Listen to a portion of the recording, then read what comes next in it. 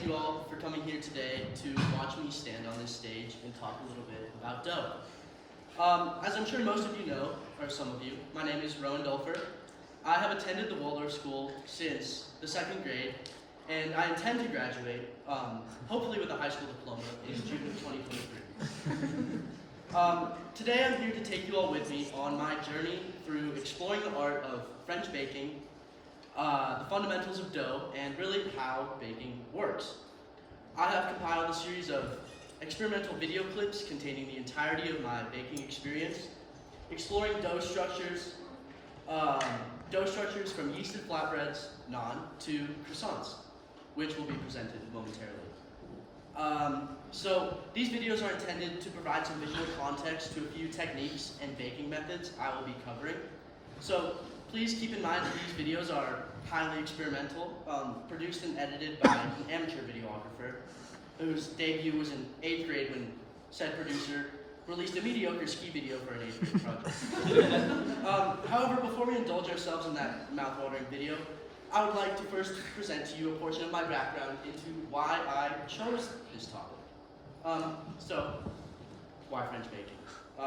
It all comes down to my love for food and the culinary arts, inspired by my mentor, Chef Tanya Story, who amidst my youth played a large role in my life and inspired my interest in food. Tanya, being a private chef in Santa Fe, was always cooking, filling the house with colorful, healthy, delicious food.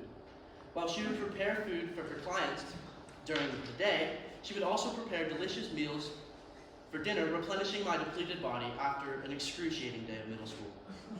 While she would cook, I would observe her techniques and pepper her with a barrage of questions, trying to absorb as much information as I could. Eventually, my love for filling my belly fixated on baked goods and sweets, dictated by my ravenous sweet tooth. I indulged myself in homemade pie crusts, chocolate ganache, cookies, pastries, and more.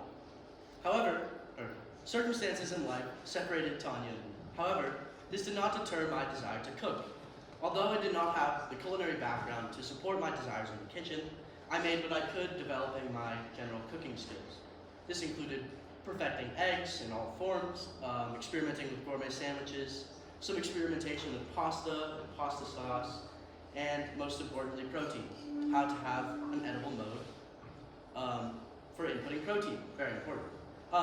So some experimentation with baking has occurred since, when I baked my Secret Santa, a batch of peppermint chocolate chip cookies, which unfortunately became brittle only hours after completion. Sorry, Nana.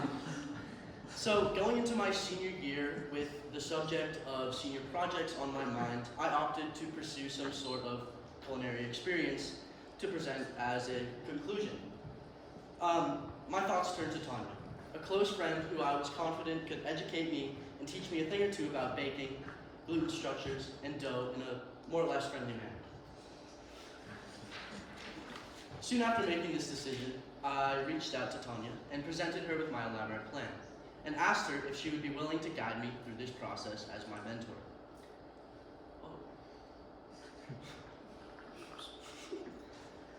She willingly agreed, and so in mid-January, we met for our first cooking session to discuss the general focus in the kitchen and initiate the bulk of my project. So before we dive into the video portion of my presentation, I would like to present to you all some history, because, well, who doesn't love history? So where did dough originate? The origins of dough can be traced back to ancient civilizations, where it was a basic staple food. Archaeological evidence suggests that dough was first used by the ancient Egyptians around 4000 BCE, where they made a simple form of bread using a mixture of flour and water. As agriculture developed and different grains were cultivated, the use of dough evolved and became more sophisticated. The Greeks and Romans, for example, are known to have made various types of bread and pastries using dough. Soon the technique spread throughout Europe and the Middle East. Many various techniques and recipes were developed over time, elaborating on ratios of flour to butter, intentions behind yeast and leavening, and the discovery of laminating dough, etc. So you might ask yourself, when did the French pick it up? These delicacies arrived in Austria in the late 18th century and supposedly were brought to France by Marie Antoinette. The French quickly adopted the Austrian technique of laminating dough with butter, resulting in the flaky, buttery pastries that are now synonymous with French baking, known widely as puff pastry. Another crucial development in French baking was the creation of the pâtisserie, or pastry shop. These shops first appeared in Paris and quickly spread throughout France. They became known for their delicate, complex, delicious pastries, cakes, and desserts, eventually becoming a staple in French culture. Pastry making continued to evolve throughout the 19th and 20th centuries, with new ingredients and techniques being introduced. Today, French baking remains as popular as ever, with bakeries and pastry shops found in every corner of the country. Pastries enjoyed all around the world, with each culture adding its own unique spin on classic recipes. This ranges from traditional French croissants to American apple pie. Pastry remains a beloved part of many culinary traditions.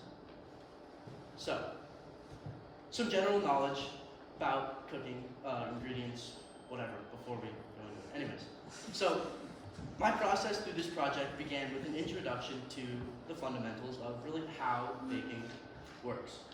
So before we can even begin the process of baking, or even combining the proper ingredients to form a dough, we must first cover the functions of gluten and the intentions behind measuring, kneading, and actually baking, or firing. So gluten is a type of protein found in grains like wheat, rye, and barley. When flour made from these grains is mixed with water, gluten forms and gives the simple dough its elasticity and strength. This is why bread dough can be stretched and kneaded without breaking apart. In baking, gluten plays an important role in creating structure and texture. When flour is mixed with water and other ingredients, gluten strands form and create a web-like structure that traps gases produced by yeast or baking powder or so. Oh, it's really blurry. Yes. So this helps the dough or batter rise and expand during baking, ultimately giving the baked goods their airy texture. Gluten also contributes to the chewiness and stretchiness of baked goods, like bread, pizza, and pasta. However, too much gluten can make baked goods tough and dense, so it's important to use the right type of flour and not overwork your dough. For people with celiac disease or gluten intolerance, consuming gluten can cause digestive issues and other health problems. Fortunately, there are gluten-free alternatives available that can be used in baking, such as almond flour, coconut flour, and tapioca flour. These flours do not contain gluten, but they don't behave the same way in baking as wheat flour. So, recipes may need to be adjusted or altered to achieve the desired texture and rise. Some fundamentals. We start off with a nice little thing called mise en place, which translates directly to put things in place. This includes preparing your ingredients in an orderly fashion so you can quickly access your ingredients without too much thought. Weighing dry ingredients, a thorough examination of your recipe, and gathering any utensils or cooking equipment that might be necessary for what you are attempting to accomplish. Kneading the dough. Kneading is a process used to develop the chains of gluten in the dough. Kneading dough involves folding and pressing the dough with your hands or a rolling pin to stretch and align the gluten strands, which makes the dough more elastic and helps it rise properly during baking. Properly kneaded dough will be smooth and stretchy. Overworking or underworking the dough in the kneading process will affect the final product. And finally, baking. If you properly kneaded your dough prior to the application of heat, the chains of gluten that you formed by molding the dough should be encompassed by strands of starch that gelatinize from the heat and steam while cooking. If properly worked, once baked, the crumb of your dough will form. The crumb is the air pockets you see in sourdough, croissants, and many baked goods. So, in order to achieve a final product that is somewhat enjoyable, you have to have some balance within your dough, some necessary components. So we start off with Structure builders and tougheners. These structure builders and tougheners provide shape and volume to your product. These ingredients are things like flour, eggs, starches, and cocoa powder. Additionally, you must have tenderizing elements so your final product does not resemble a brick. These ingredients interfere with the formation of structure and ultimately result in a more pleasurable product. Unless, of course, you like bricks. Those consist of sugars, fats, syrups, and leavening agents, like baking powder and baking soda. And finally, moisturizers, eggs, milk, and more. I feel it's pretty self-explanatory. These products provide much needed moisture to an otherwise dense product. So you may have previously heard me mention leavening. Leavening is crucial. So leavening is the process of adding a substance to a dough or a batter that causes it to rise by producing air bubbles. This can be achieved through various methods, such as the use of yeast, baking powder, baking soda, or a sourdough starter. The gas produced by these substances gets trapped in the dough or batter, causing it to expand and create the light and airy texture. There are a few methods to achieve this leavening process without a direct leavening agent like baking powder or baking soda. Firstly, we have air leavening. Air leavening is accomplished by whipping your mixture to permit penetration of air molecules. An example would be whipping cream and sugar, which allows air to infiltrate the cream and sugar, creating a brilliant, fluffy result. For example, whipped cream. So, and then next we have the creaming method. Usually the creaming method is accomplished by adding softened butter and sugar to a stand mixer and mixing on low until the mixture is light and fluffy.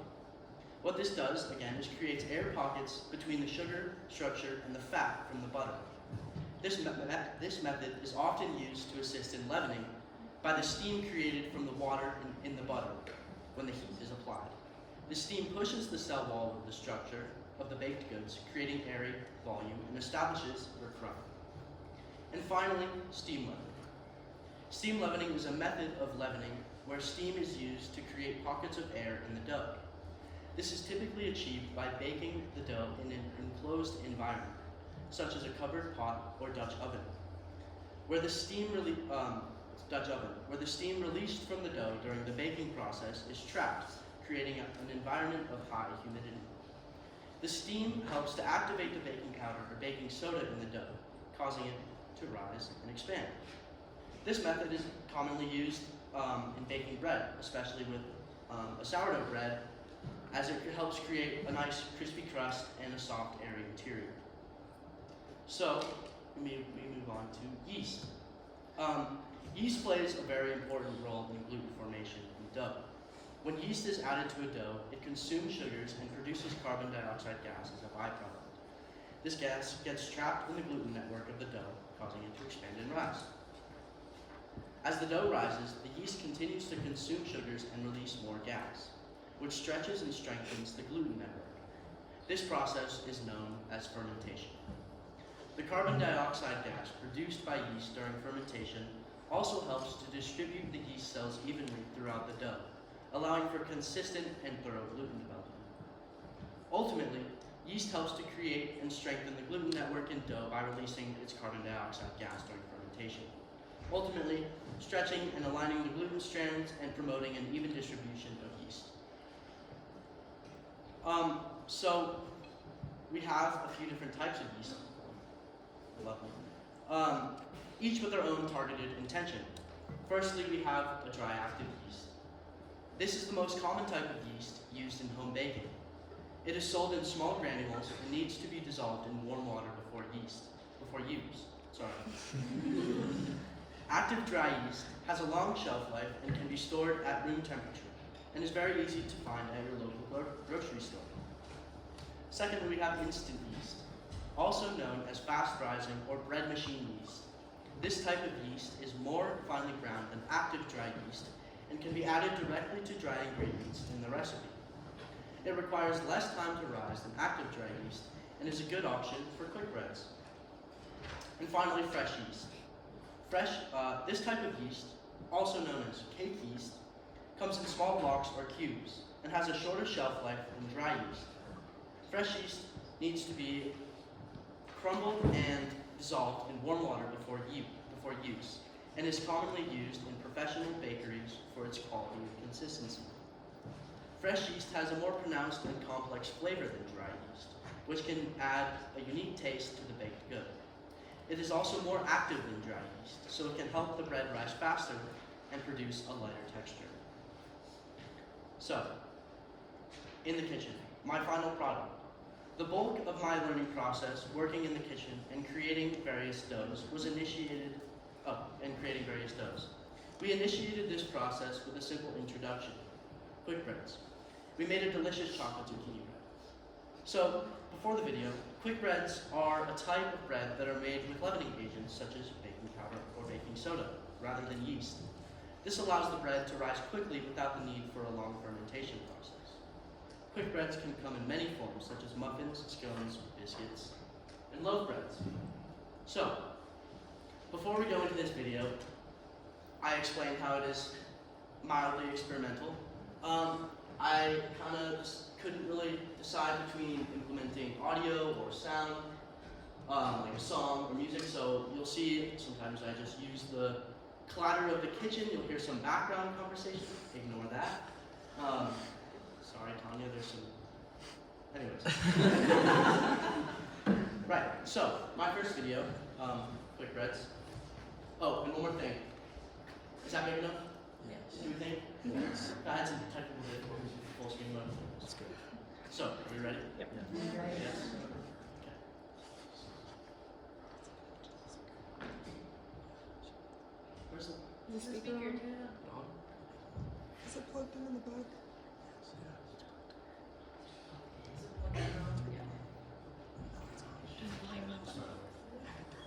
Are we ready now?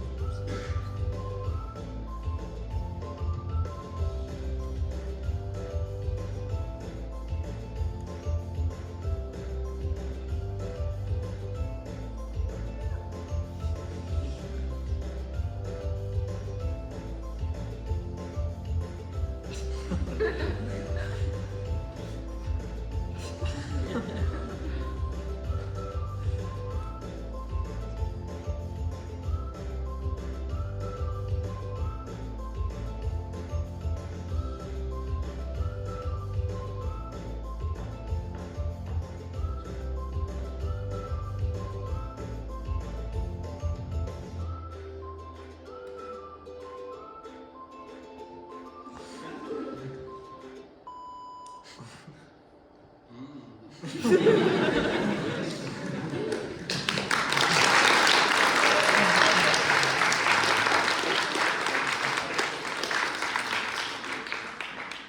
have a lot more videos, so bear with me. It might be a little boring. I'm rolling out a lot of dough. Okay. So really quick, yeast flatbreads, like naan, are super popular staple in many cuisines, particularly in Indian and Middle Eastern cooking. To make naan, the dough is typically made with flour, yeast, water, salt, and sometimes sugar or yogurt. In my case, we used yogurt. The dough is often left to rise for several hours, which allows the yeast to ferment and produce carbon dioxide, the fermentation process. Once the dough has risen, it is divided into small balls, which are rolled out and cooked on a hot griddle or tandoor, a traditional Indian clay oven. The high heat of the cooking surface causes the dough to puff up and create a lightly charred, crispy exterior with a soft, fluffy interior. Lovely. So, another video.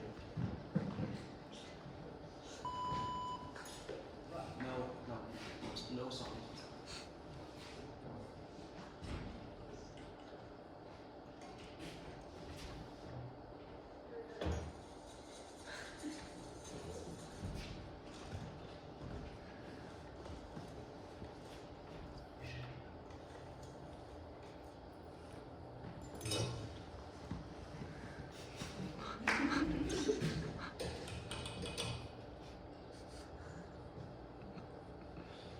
Big bowl for that.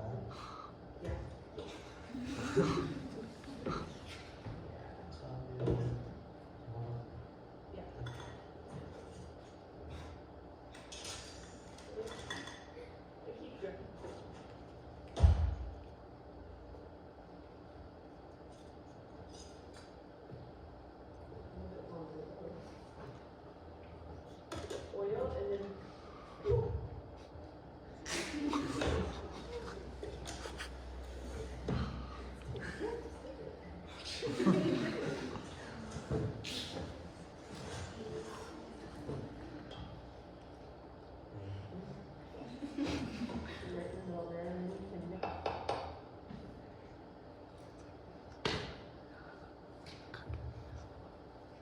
you gotta get it so all the dry is incorporated in it.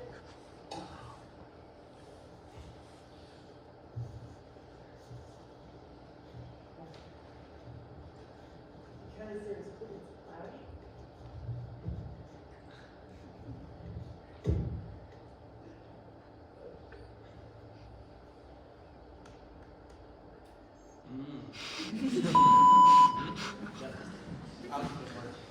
I don't really know why I didn't put sound behind it.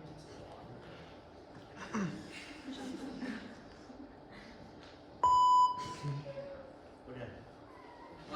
Pie crust. We all love pie crust. So after a successful and yummy attempt at naan, we decided pie crust should be our next task, as pie crust is a fundamental product within baking and can be utilized in many recipes, sweet or sweet. I don't know if this one.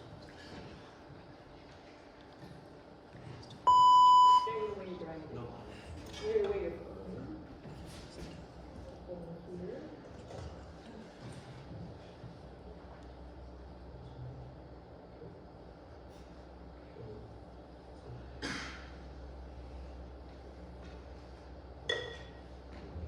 Now measure your salt.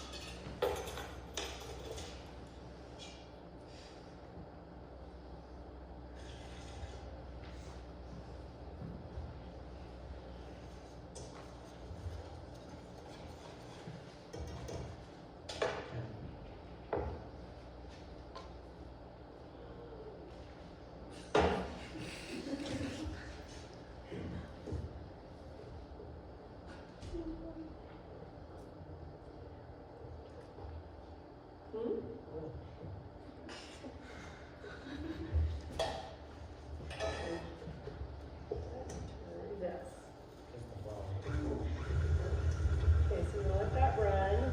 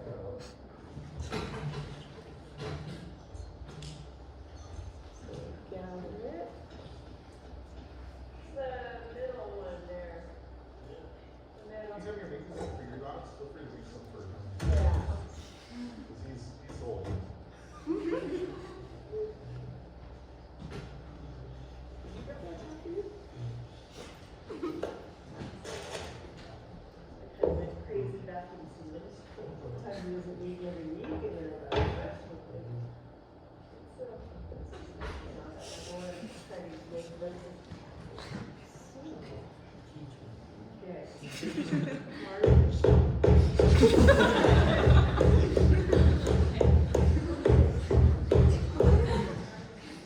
if you circle, you can. Don't touch it with your hands very much. Use your forearm. Yeah, it's like,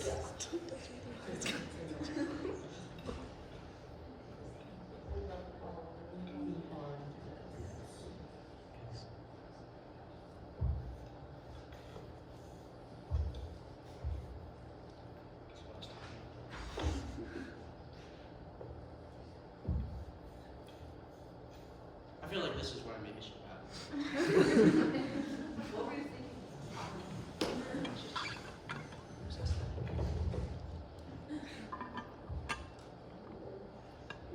Did you call the authority? well, I took it back and then I got it on the other.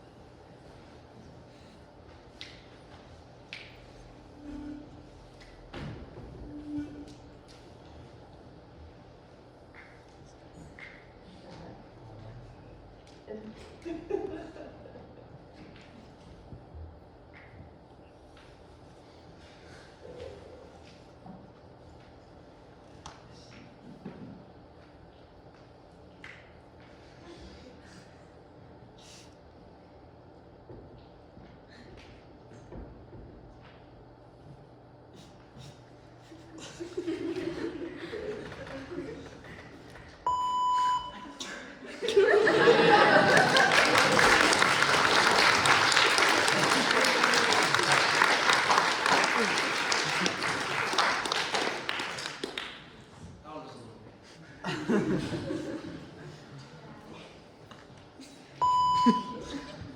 Okay, real quick. So, I want to talk for a second about laminated doughs because they're just very important within French baking. So laminated doughs are really a crucial aspect of French baking. They are a type of pastry dough that is made by repeatedly folding and rolling butter into a basic dough. This result is many alternating layers of dough and butter. This process creates a pastry with a flaky, light texture that is perfect for croissants and puff pastry. Our next task, puff pastry, is one of the most fundamental doughs within French baking. It was a must in our trials in the kitchen, and despite the tedious process of laminating dough, the final product was well worth the effort. So.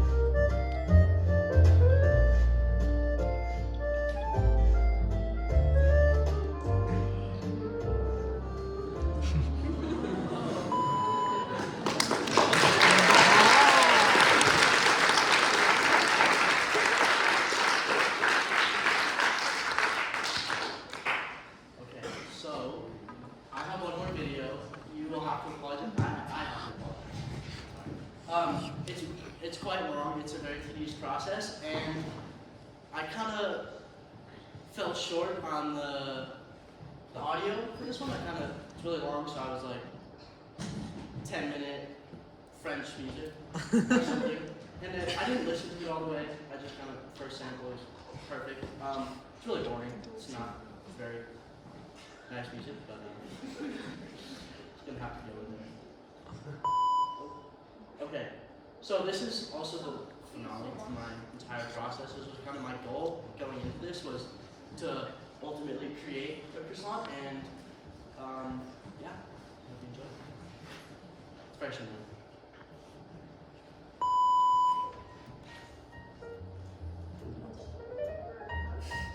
Maybe I said jazz.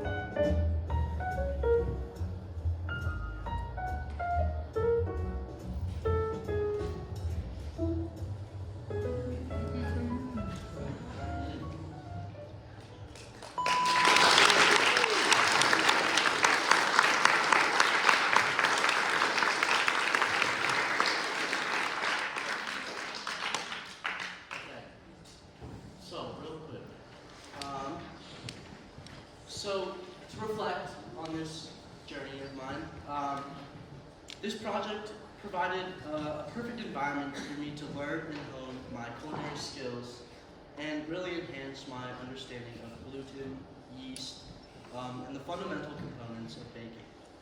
I'm very excited to enact these kitchen practices in my free time and create delicious specialties for times of occasion. I feel these complex practices may continue to influence my life, as the process I encountered during my project was a truly joyful experience. I would like to aim to pursue that joy and spread it through my community in the form of a flaky, warm pastry. So, thank you. Thank you to all. Firstly, I would like to extend my immense gratitude towards my mentor and friend, Tanya. This project really wouldn't have been possible without you. So, thank you for your wisdom and your friendship. I really enjoyed it. I would also like to thank my faculty advisor, Mr. Bird, wherever he may be, back there, who prompted me to stay focused and keep me updated on time constraints and provided feedback in last-minute moments. You were most helpful. A huge thank you to my parents for supporting me throughout this project and really kind of shaping me into the person I am standing in front of you guys. And I would also like to thank the Waldorf faculty for everything you have done to support me in my experimental journey through high school, specifically Taylor Romans and Chris Retta. The class sponsors of the class of 2023, you guys have done a fantastic job accommodating for our rebellious class. Thank you very much. And then finally, I would like to thank my classmates for being the most loving, supporting people I can call my friends. So thank you all for being here.